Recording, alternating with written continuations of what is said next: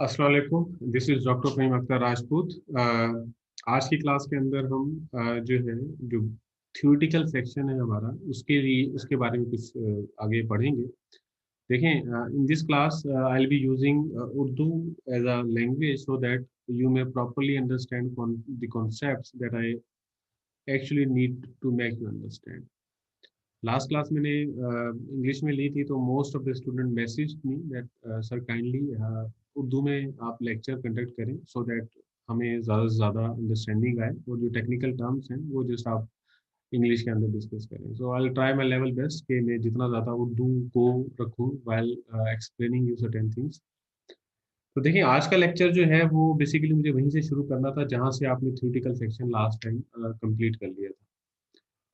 आपको याद होगा कि मिड से पहले आपने पेज नंबर 26 तक किया था, तो हम बेसिकली अनवर्ड चलना था, लेकिन 26 page is not basically the complete chapter, it is in between that particular chapter. So we are starting from the beginning and the beginning is page number 21 of that particular book that is basically being given to you.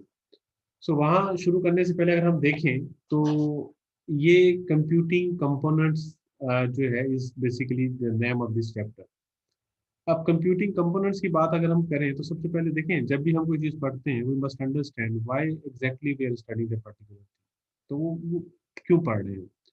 तो देखें, जब भी आप कोई computer खरीदेंगे या आपके पास computer है, ये दो ही केस हो सकते हैं, या आपके पास कंप्यूटर पहले से हो या फिर आप कोई कंप्यूटर खरीदना चाहते हैं। पहले उस केस को लेते हैं जो कंप्यूटर खरीदना चाहते हैं, तो उसे कैसे पता चलेगा कि कौन सा कंप्यूटर बेहतर है, कौन सा बेहतर नहीं है। तो आपको पता होना चाहिए कि कंप्यूटर में वो कौन से ऐसे कंपोनेंट्स हैं जिनकी बेसिस पे वो डिसाइड करते हैं कि कौन सा कंप्यूटर बेहतर है, कौन सा नहीं है। तो इस चैप्टर में एक्चुअली आप वो कंपोनेंट्स के बारे में पढ़ेंगे कि व्हाट आर दिस कंपोनेंट्स। तो जो सबसे मेन कंपोनेंट है वो प्रोसेसर है। तो this chapter is solely related to understanding processor. As you know, it is HTHP and NTHP and foundation semester course. So हम इसकी इतनी ज़्यादा डेप्थ में नहीं जाएंगे, लेकिन इन जनरल आपको इतना बता देंगे कि आपको आइडिया हो जाए कि वाइल परचेजिंग सर्टेन कंप्यूटर आपको कौन सी चीज़ परचेज करनी चाहिए और कौन सा बेहतर है, कौन सा बेहतर नहीं है। अच्छा, दूसरा केस कि अगर आपके पास कंप्यूटर है तो देखिए कुछ अर्से के बाद we need to upgrade it, we need to purchase new things which are more better than the previous one. तो वो कैसे आप करेंगे। तो जब आपको पता होगा कि जो आपके पास, ऐसा तो नहीं होगा कि आपके पास पहले से सिस्टम जो है वो बेहतर था, लेकिन आपने कुछ अरसे के बाद जब चेंज किया वो उसे हल्का ले लिया। ये वो कैसे पता चलेगा जो आपने परचेज किया वो हल्का था कि बेहतर था। अगर आपको पता हो कि आपके पास पहले एग्जिस्टिंग सिस्टम कौन सा है और हम किस चीज़ों को मद्देनजर रखते हुए अपग्रेड करते हैं कि वो बेहतर है उससे पिछले वाला। तो this is all about today's lecture.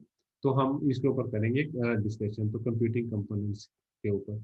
ये आप सबको पता है कि हमने कंप्यूटर उस टर्म को हमने कहा था कि एवरीथिंग इज कंप्यूटर, जिसके पास इनपुट प्रोसेस आउटपुट और स्टोरेज वाली प्रोसेस जो इन्वायरमेंट आपको प्रोवाइड कर रही है, उसके पास कैपेबिलिटीज हो तो हम उसे हर चीज़ को उसको है तो कंप्यूटर ट्रीट कर सकते हैं। देखें, तो अगर हम देखें तो हम बेसिकली स्टार्ट करते हैं कि जब हम कोई कंप्यूटर खरीदते हैं तो सबसे पहले देखें ये जितने भी कंपोनेंट्स हैं वो केसेस के अंदर होते हैं। जैसे हम देखें गाड़ी है तो गाड़ी का एक चेसिस है, उसके अंदर सारी चीज़ें हैं, सीट्स हैं, इंजन हैं, सारी चीज़ें कवर की होती हैं प्रॉपरली सो दैट वो डैमेज ना हो। तो हर हर कंपोनेंट का, इलेक्ट्रॉनिक कंपोनेंट का कोई ना कोई पर्टिकुलर केस होता है जिसके अंदर बेसिकली कंप्यूटर होता है। केस एक्चुअली कंप्यूटर नहीं होता, उसके अंदर जो चीज़ें हैं वो उसे कंप्यूटर बनाती हैं। तो हम तब देखेंगे केसेस जो हैं वो किस तरह प्रोटेक्ट करते हैं आपके करस्पॉन्डिंग कंप्यूटर को। वो किसी भी तरह का हो सकता है, वो मोबाइल फ़ोन हो सकता है, वो ऑल इन वन हो सकता है, वो डेस्कटॉप कंप्यूटर हो सकता है, वो लैपटॉप हो सकता है, एनडीटीसी। फिर हम देखेंगे कि जो बेसिकली हमने कहा कि कंप्यूटर हर उस चीज़ को कहते हैं जो इनपुट प्रोसेस आउटपुट और स्टोरेज मीडियम वगैरह होता है। एक्चुअली मेन कंपोनेंट उसका होता है प्रोसेसर। तो प्रोसेसर की टाइप्स क्या होती हैं, सिंगल कोर प्रोसेसर होता है और दूसरा मल्टी कोर प्रोसेसर होता है। तो इन दोनों में डिफरेंस क्या है। और जब हम कोई भी काम लेते हैं कंप्यूटर से, हम कहते हैं हम कंप्यूटर को इंस्ट्रक्ट करते हैं तब वो कोई काम करता है। तो वो जो इंस्ट्रक्ट करते हैं हम कंप्यूटर को, वो हर इंस्ट्रक्शन के लिए करस्पॉन्डिंग साइकिल चलाता है जिसे हम कहते हैं मशीन साइकिल। तो हम देखेंगे कि मशीन साइकिल्स के कौन से स्टेप हैं आज के लेक्चर के अंदर। उसके बाद हम देखेंगे कि वो कौन से डिफरेंट पर्सनल कंप्यूटर्स मार्केट्स में अवेलेबल हैं और किस तरह से जो प्रोसेसर देखिए कंटिन्यूसली काम कर रहा होता है। आप एक छोटी से छोटी इंस्ट्रक्शन लिखते हैं, उसके लिए वो एक मशीन साइकिल एग्जीक्यूट कर देता है। तो ये कंटिन्यूसली काम कर रहा होता है। कितने काम हम कंप्यूटर से ले रहे होते हैं, तो वो मस्ट अंडरस्टैंड कि उसे ठंडा भी करना होता है। तो जिस तरह हर इलेक्ट्रॉनिक डिवाइस को, गाड़ी के अंदर रेडिएटर्स होते हैं, मोटरसाइकिल के अंदर एयर ही हीट सिंक के तौर पे काम करती है, इसका कंप्यूटर के अंदर भी बेसिकली कूलिंग फैंस होते हैं, फिर कूलिंग सिस्टम होता है, वो हम देखेंगे वो कौन से कूलिंग फैन कूलिंग सिस्टम वगैरह होते हैं। तो अगर हम देखें इनसाइड द केस की बात करें, the case contains and protects electronics of computer और मोबाइल डिवाइसेस फ्रॉम डैमेज। अब देखिए ये बेसिकली जो आपको नजर आ रहा है, हम इसे कहते हैं this is desktop computer, this is all in one computer, this is laptop and this is tablet. Okay. और ये जो साथ वाला है ये बेसिकली आपका जो है वो ड्यूल मोड, आप इसे कह सकते हैं, it is like a dual mode convertible tablet case है, जिसमें आजकल लैपटॉप आ रहे हैं, जिसमें आप बेसिकली जो स्क्रीन है ऊपर वाली को डिटैच करके इसको टैबलेट बना सकते हैं, इस वाले पोर्शन को, ये बेसिकली आपका कीबोर्ड वगैरह तो जो अलग से इसे डिटैच कर लेते हैं ऊपर लैपटॉप बन जाता है। This is gaming control. Gaming control देखिए इन सब के अंदर क्या है, इनपुट प्रोसेस आउटपुट और स्टोरेज मीडियम की कैपेबिलिटी है, जिसको हम कहते हैं कि कंप्यूटर है। तो ये बेसिकली स्पेशलाइज होते हैं गेम एप्लीकेशंस के लिए। इसमें गेम कंट्रोलर इनपुट डिवाइस होता है, इसके और एलईडी वगैरह या एलसीडी वगैरह हम बेसिकली डिप्लॉय कर देते हैं स्क्रीन पे आउटपुट लेने के लिए। सो लैपटॉप में basically this is keyboard and this is output device in basically desktop, this is output device, these are input device, and this is what exactly that case is. So that depends on कि ये casing basically internal जो इसके components हैं उनको save करने के, safe guard करने के लिए इस्तेमाल की जाती है। तो इसी तरह बेसिकली अगर हम ये देख लें तो this is smartphone case, inside इसके भी ये होती है, इसकी इनपुट देखें तो टच स्क्रीन एज इनपुट काम कर रही होती है, आउटपुट काम कर रही होती है, इसके अंदर बेसिकली प्रोसेसर और मेमोरी होती है जो आप चीज़ें करते हैं, और वो डिफरेंट तरह के इंफ्रास्ट्रक्चर जैसे कैमरा माइक ये सारी सारी इंटीग्रेटेड होते हैं, दिस आर इंटीग्रेटेड सर्किट्स।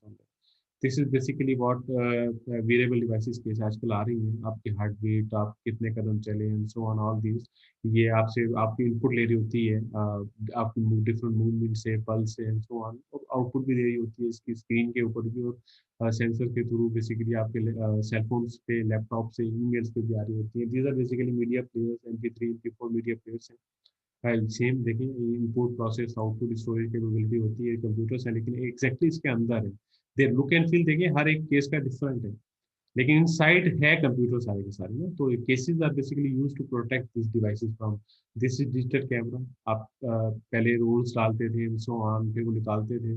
अब बेसिकली दिस हार्ड ड्राइव इसके अंदर है, इनपुट तस्वीर इनपुट लेते हैं बटन्स के थ्रू, आउटपुट बेसिकली आपको स्क्रीन पे भी नजर आ जाते हैं, आप यूएसबी में भी ले सकते हैं so on. This is basically another handheld game device case like this, ये basically efficient होती है compared to this is smaller, but it is a game device as well. So देखिए cases are basically introduced, जो computers हैं और ये सारी सारी डिफरेंट शेप्स में आते हैं, उनको प्रोटेक्ट करने के लिए, उसके अंदर जो चीज़ें हैं उनको प्रोटेक्ट करने के लिए ये केसेस वगैरह इस्तेमाल होते हैं। इसके बाद देखिए अगर हम इनसाइड द केस की बात करें, ये केस को ओपन करें, तो केस के ओपन ये देखें, ये आपको जस्ट फॉर अंडरस्टैंडिंग हमने दो बेसिकली ले ली है, डेस्कटॉप कंप्यूटर, दूसरा लैपटॉप। देखिए इसके अंदर देख पावर सप्लाई है, साउंड कार्ड है, वीडियो कार्ड है, प्रोसेसर है, रैम मेमोरी है जो शॉर्ट टर्म मेमोरी कहते हैं, this is what heat sink है। इस तरह इसकी रैम देखें थोड़ी सी छोटे साइज में है, दिस इज हीट सिंक है, दिस इज प्रोसेसर है, this is basically integrated sound ports and circuitry है, दिस इज व्हाट बैटरी है, यहाँ पर पावर सप्लाई और डिफरेंट चीजें होती हैं।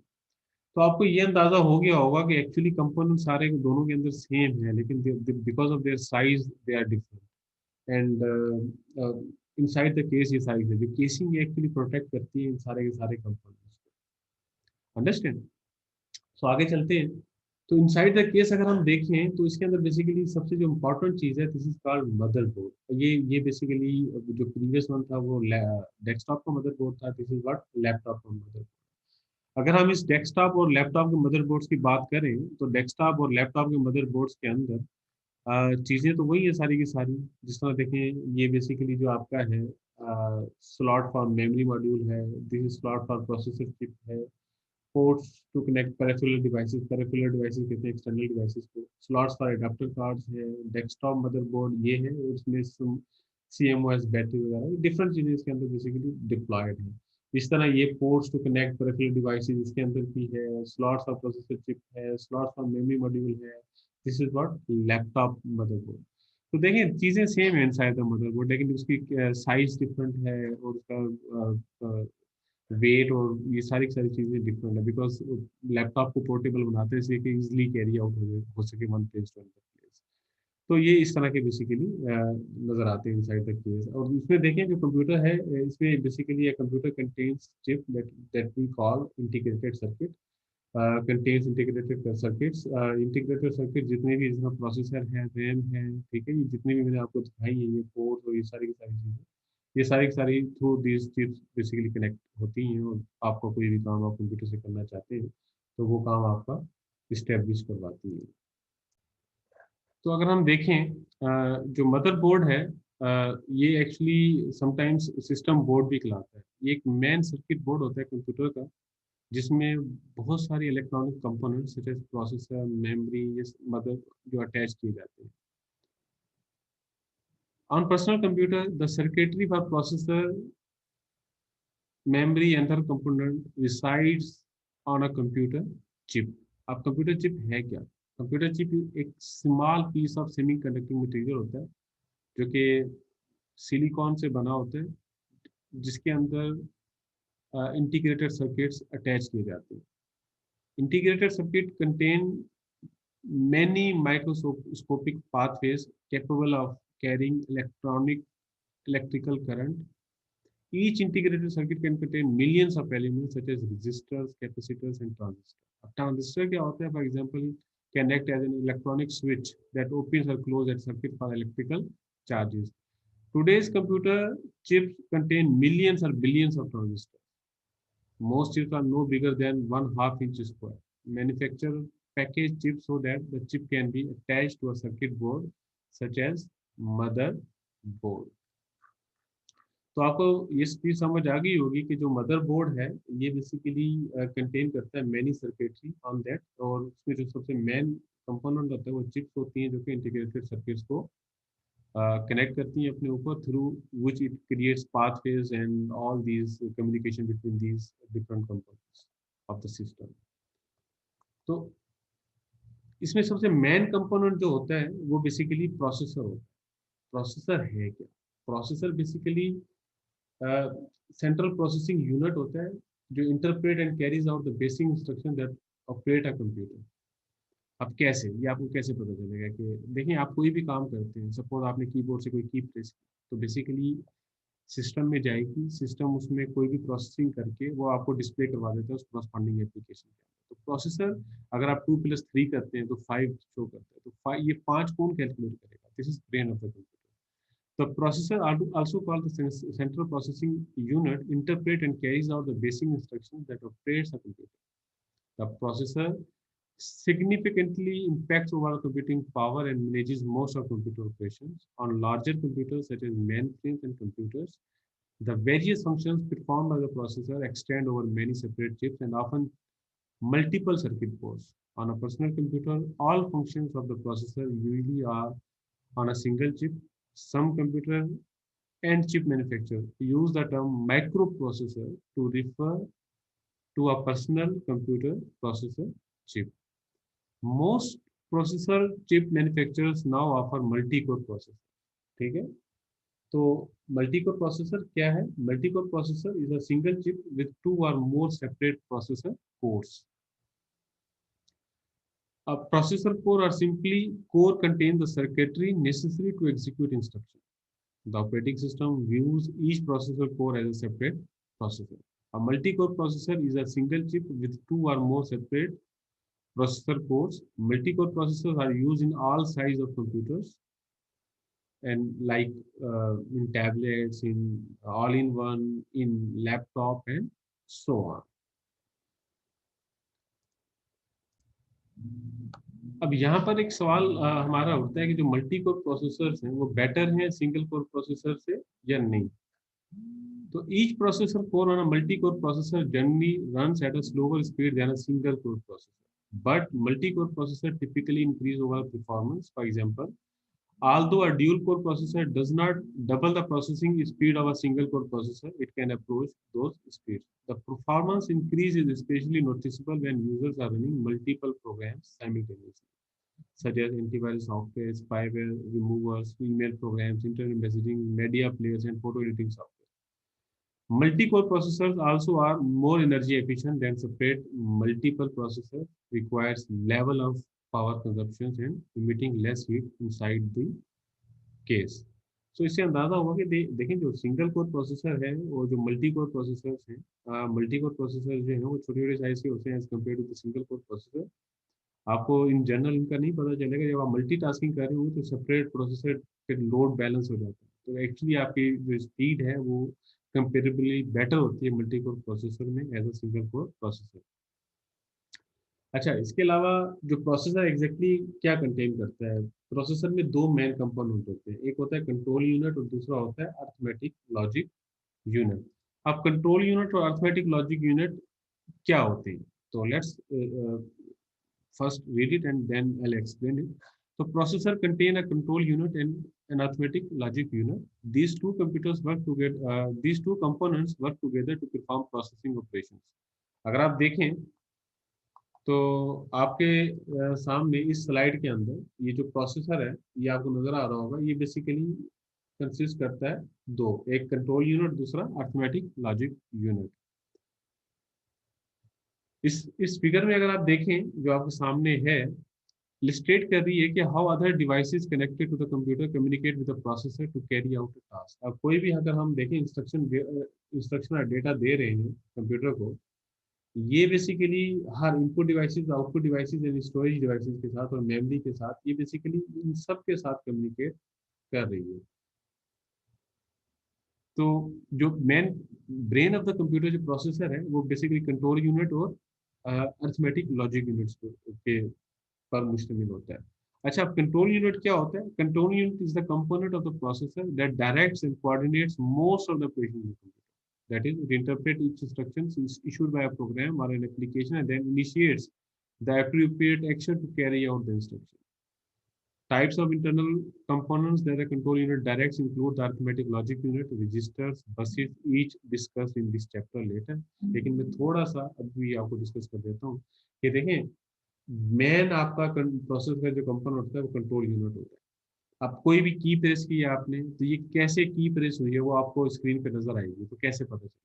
तो बेसिकली कंट्रोल यूनिट कंट्रोल करता है कि क्या प्रेस हुआ, कहाँ डिस्प्ले करना है, क्या करना है। ये इंस्ट्रक्शन साइकिल हम देखेंगे मशीन साइकिल डिटेल से। इसके अलावा अगर उस जो आपने की प्रेस की है, सपोज 2+3 किसी कैलकुलेटर सॉर्ट ऑफ एप्लीकेशन में की है, तो 2+3 5 कैसे होगा? तो एक्चुअली ये कंट्रोल यूनिट ही होगा जो अर्थमेटिक यूनिट को कहेगा कि मेरे पास एक अर्थमेटिक कैलकुलेशन की एक्सप्रेशन आई है, काइंडली इसको परफॉर्म करें और रिजल्ट मुझे दें, ताकि वो डायरेक्ट करे किसी दूसरे कंपोनेंट में। तो सारा का सारा बेसिक कंट्रोलिंग मैकेनिज्म है, वो सारा का सारा आपका जो है वो कंट्रोल यूनिट हैंडल कर रहा होता है। तो इसको सामने रखते हुए अगर हम थोड़ा सा समझें, तो प्रोसेसर जो है वो बेसिकली दो चीजों में मुश्तमिल होता है, एक कंट्रोल यूनिट और दूसरा अर्थमेटिक लॉजिक यूनिट। तो कंट्रोल यूनिट क्या है? Is the component of the processor that directs and coordinates most of the operations of computer, whereas ALU performs arithmetic comparison other computer operations। जहाँ भी calculation perform होगी वहाँ पर arithmetic आएगी, फिर कंट्रोल यूनिट को देगा and control unit basically corresponding components को आपस में कम्युनिकेट करवा के जो भी आपसे काम करवाना है वो आपको करके दे देगा। सो अब देखें, फॉर एवरी इंस्ट्रक्शन, जब भी हम कोई कंप्यूटर को इंस्ट्रक्शन देते हैं तो processor repeats a set of 4 basic operation. तो 4 बेसिक ऑपरेशन को हम क्या कहते हैं? मशीन साइकिल कहते हैं। तो जब भी आप प्रोसेसर कोई भी चीज इनपुट करेंगे, कुछ भी काम आप कंप्यूटर के कहेंगे, तो कंप्यूटर बेसिकली जो सॉरी 4 स्टेप करता है। वो 4 स्टेप्स हैं कौन से? सबसे पहले फैचिंग, देन डिकोडिंग, उसके बाद बेसिकली एग्जीक्यूटिंग, और उसके बाद बेसिकली लास्ट होता है सॉरी स्टोर। तो फैच क्या होता है? Fetch is basically the process of obtaining a program और एप्लीकेशन इंस्ट्रक्शंस और डेटा आइटम फ्रॉम मेमोरी। वहां से फैच हुआ। उसके बाद डिकोडिंग होगी, क्योंकि देखें फैच हुई डेटा वहां से तो उसे समझ नहीं आएगी करना क्या, तो डिकोड करेगा कंप्यूटर, अपनी जुबान में से कन्वर्ट करेगा so that it can properly run. Decoding क्या होती है? Refers to the process of translating the instruction into a signals that computer can execute. इसका मतलब वो अपनी अंडरस्टैंडिंग वाली फॉर्मेट में करेगा। उसके बाद जब उसे पता चल जाएगा ओके ये करना है, then it will execute it. तो executing is the process of carrying out the command, whereas storing is in this context means writing the result to memory। ये स्टोरेज में नहीं, मेमोरी के अंदर वो फाइनल स्टेप है कि रिजल्ट कहीं सेव होगा तो वो बताएगा ना कि मैंने जो कैलकुलेशन परफॉर्म की है वो उसका रिजल्ट ये आया है, सो ये जो भी मैंने इंस्ट्रक्शन परफॉर्म की है उसका रिजल्ट ये आया है। तो अगर इसमें हम देखें तो the steps in the machine cycle एक सिंपल सी एक एप्लीकेशन है, जिसमें यहाँ पर आपके बुक में ये सारी चीजें एक्सप्लेन है। अगर हम देखें इसमें लिखा हुआ है कि using a calculator app student enters a calculation that the app sends the calculation to computer memory for processing। सबसे पहले जो स्टेप वन है, स्टेप वन में क्या होता है? स्टेप वन में ये होता है the control unit fetches the calculation instructions and data from the memory। Suppose आपने लिखा 100 मल्टीप्लाई बाय 48 इक्वल टू, ठीक है, ये मेमोरी से इंस्ट्रक्शन फैच हुई। तो स्टेप टू के अंदर क्या होगा? स्टेप टू के अंदर ये होगा कि ये जो आपका जो कंट्रोल यूनिट है, जो कंट्रोल यूनिट के पास है, ये बेसिकली डिकोड करेगा calculation instruction and send the instruction and data to ALU. तो जब ये एएलयू के पास, क्योंकि देखें उसमें डिकोड की किस तरह का कैलकुलेशन पार्ट है, तो control unit basically step two के अंदर इसके पास जाएगी, तो बेसिकली वो देखेगा कि जो इंस्ट्रक्शन है वो 100 मल्टीप्लाई 48 है, जो कैलकुलेशन इंस्ट्रक्शन है, तो वो एएलयू को कहेगा कि एएलयू जो है इसको एग्जीक्यूट करे, बिकॉज कैलकुलेशन के सारे टास्क आपका एएलयू करता है। तो एएलयू इसको बेसिकली 100 मल्टीप्लाई 48 4800 कर देगा, और जो रिजल्ट है बेसिकली आपका कैलकुलेशन का स्टोर्ड इन मेमोरी होगा। तो basically the result in memory appears on the screen और मॉनिटर, जो कि बेसिकली होता है जो आप इस तरह से करते हैं।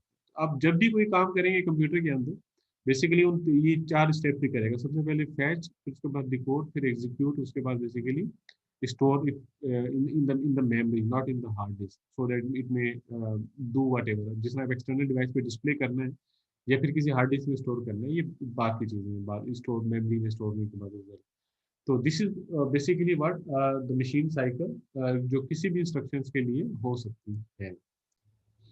अच्छा, अब हमें प्रोसेसर का तो पता चल गया कि प्रोसेसर जो है वो बेसिकली उसके अंदर कंट्रोल यूनिट और अरिथमेटिक लॉजिक यूनिट होता है।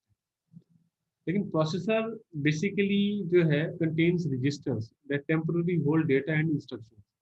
अब देखिए हर चीज मेमोरी से तो नहीं लेके जाएगा ना, मेमोरी में तो फाइनल स्टोर करने जा रहा है। जब हम फैच करते हैं इंस्ट्रक्शन को, उसके बाद डिकोडिंग कर रहा होता है, तो टेम्पररी उसको अपने अंदर चीजों को स्टोर करना होता है। तो वो स्टोर कहाँ पर करेगा? तो वो बेसिकली रजिस्टर होते हैं प्रोसेसर के अंदर, जहाँ पर वो टेम्पररी डेटा स्टोर करता है। तो रजिस्टर है क्या? Basically a processor contains small high speed storage locations called registers that temporarily hold data and instructions. Register are part of the processor, not part of memory or permanent storage device. Processor have many different type of register, each with a specific storage function.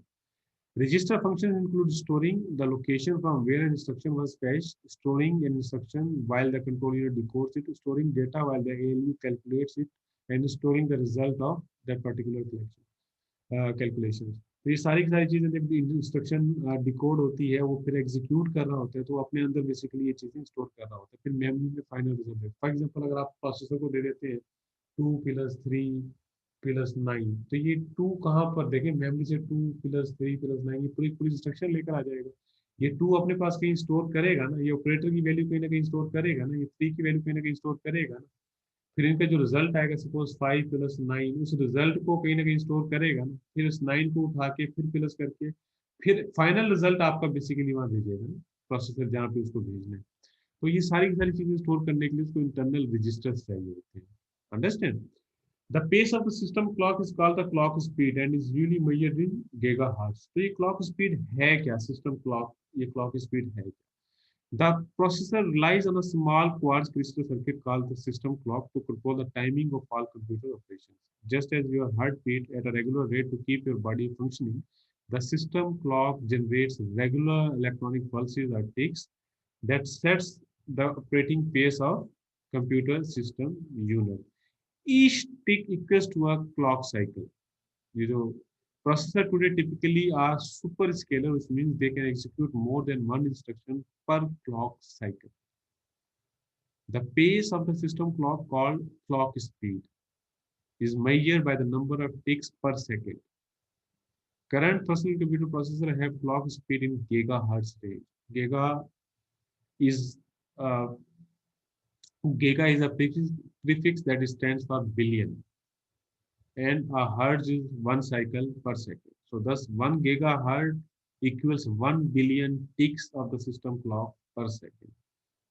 A computer that operates 3 gigahertz has a 3 billion gigahertz clock cycles in 1 second. The faster the clock speed, the more instruction the processor can execute per second. The speed of the system clock is just one factor that influence a computer performance.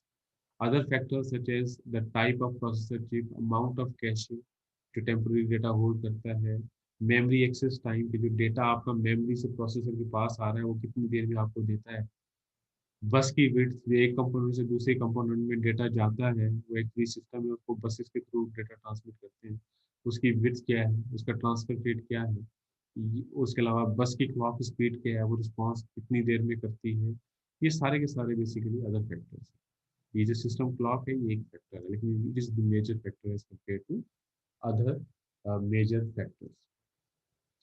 अच्छा, इसके बाद जो है हम discuss करते हैं about कि कौन से जो है मेन कंपनीज हैं, मैन्युफैक्चरर्स हैं प्रोसेसर के, तो दो बेसिकली बहुत पॉपुलर हैं, एक इंटेल और दूसरा AMD. The leading manufacturer personal and computer processor chip था इंटेल एंड एएमडी। अब देखें जितनी मदरबोर्ड के अंदर डिफरेंट चिप्स लगी हुई हैं, जो कि इंटीग्रेटेड सर्किट्स के थ्रू कनेक्टेड हैं इस मदरबोर्ड के अंदर, और वो आपस में कम्युनिकेट करते हैं। थोड़ी देर पहले हमने कहा कि सिस्टम की बसेज उनकी बैंडविड्थ डेटा एक दूसरे को भेजते हैं, सारा सारा काम बेसिकली स्टेब्लिश हो रहा होता है। तो ये सारी सारी जो इलेक्ट्रॉनिक चिप्स हैं ये बेसिकली हीट प्रोड्यूस कर रही होती है। तो उसके लिए बेसिकली जो है a process chip generates heat that could cause the chip to malfunction or fail, required additional cooling things. तो एक हीट सिंक्स कहलाती है, दूसरा लिक्विड कूलिंग टेक्नोलॉजी कहलाती है, तीसरी कूलिंग पैड कहलाता है। दिस इज एक किस्म का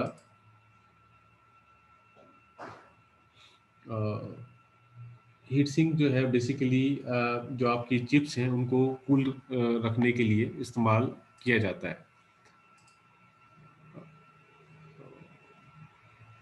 सॉरी, एक्चुअली पीपीटी डिस्कनेक्ट हो गई थी, दैट्स व्हाई मैंने वीडियो थोड़ी सी पॉज कर दी।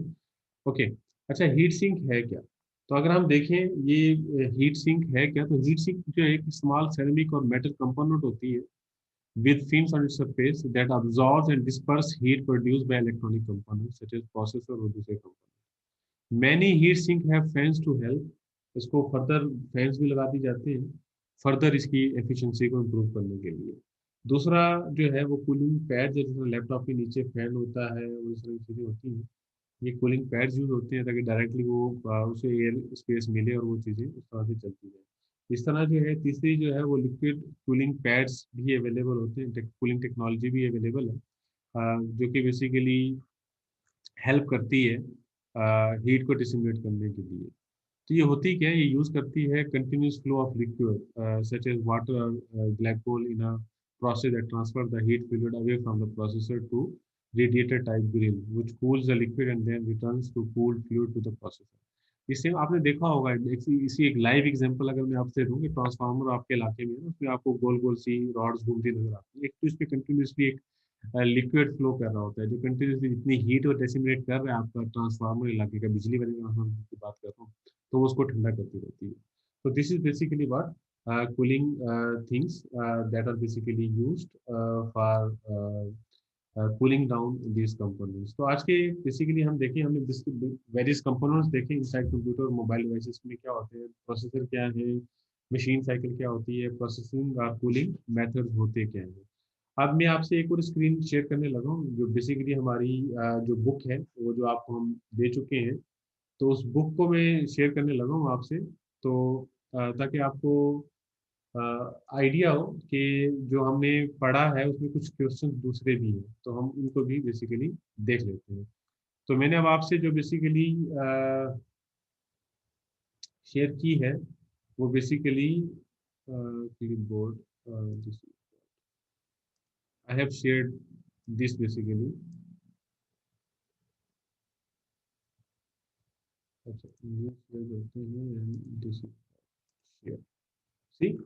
तो अब मैंने आपसे बेसिकली ये चैप्टर की स्लाइड शेयर करते हैं, तो अब हम इसमें से थोड़ा सा एक कंप्लीट ओवरव्यू ले लेते हैं कि बुक में जब आप पढ़ें तो आपको बेसिकली आसानी लगेगी। तो हम बेसिकली इस चैप्टर को पढ़ क्यों रहे हैं, इस चैप्टर को इसलिए पढ़ रहे हैं कि आपको पता चले कि जब आप भी कोई इलेक्ट्रॉनिक कंपोनेंट लेने जा रहे हैं तो आपको किन चीज़ों को मद्देनजर रखना चाहिए, अगर आपके पास है तो किन चीज़ों को मद्देनजर रखें जो नया लें तो उससे बेहतर है। तो ये किस तरह से करेंगे, तो देखिए इनसाइड द केस होता है क्या, these are the casing of this systems. Inside the case basically सारे यही हैं, जो आपका जो मदरबोर्ड है और उसमें सर्किटरी लगी हुई है, सारी की सारी चिप्स लगी हुई हैं, लिक्विड सर्किट्स के through they are connected with each other and they are communicating and performing the desired task that you need to accomplish.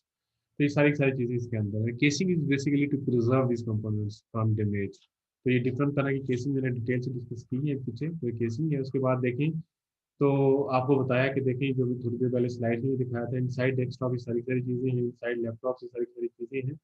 तो एक्चुअली साइज मैटर करता है, ये पोर्टेबल है तो वो छोटी है, वो पोर्टेबल नहीं है तो थोड़ी बड़ी है, तो परफॉर्मेंस भी मैटर करती है बिकॉज साइज श्रिंक करता है। सेम अगर कॉन्फ़िगरेशन को लेंगे तो बिकॉज हीट कम करेंगी, इनकी लाइफ ज़्यादा होगी, तो these are desktop are always better than laptop as compare to with same configuration. ये जो मदरबोर्ड है, मदरबोर्ड हमने पढ़ा कि एक सिस्टम बोर्ड होता है जिसके अंदर सारी सारी चिप कंटेन करती हैं, जिसके ऊपर इंटीग्रेटेड सर्किट्स होते हैं, और वो बेसिकली हेल्प आउट करती है सारी सारी चीज़ें with system buses they communicate with each other, और परफॉर्मेंस मैटर करती है इनकी आपस में कम्युनिकेशन किस तरह से होती है। अब सिक्योरिंग कंप्यूटर मोबाइल डिवाइसेस के ऊपर कहा जाए तो क्लैम्प्स, केबल्स एंड लॉक्स, ये चीज़ें आप बेसिकली यूज़ कर सकते हैं। जिसमें हम बांधते हैं चीज़ों को तो हम क्लैम्प कर देते हैं सारी चीज़ें। अल्ट्रासोनिक सेंसर्स हैं। अल्ट्रासोनिक सेंसर बेसिकली क्या होता है, जिसमें एक चिप डिप्लॉय कर दी जाती है। अगर वो उस जगह से कोई कोई चीज़ जैसा सिस्टम में कर लॉक पे डिप्लॉय कर दी, कोई उसको लॉक या केस को ओपन करने की कोशिश करेगा तो मैसेज चला जाएगा कि भाई कुछ someone is trying to steal that particular. उसके बाद ट्रैकिंग सॉफ्टवेयर लगा देते हैं कि उसके अंदर चिप लगा दी है ट्रैकिंग वाली, ट्रैकिंग सॉफ्टवेयर है। जैसा गैजेट्स आजकल हाथ में डाल देते हैं, अगर वो दूर जाते हैं तो आपको पता चल जाता है, बिप करना शुरू कर देते हैं। Asset tags लगा लेते हैं, metal security plate affixed to a hardware contains unique barcode that are registered to the owner and stored in the security company database. If lost or stolen device is recovered, the finder can call the phone number on the tag and the company will notify कि वो कहाँ पर है, इसका and so on.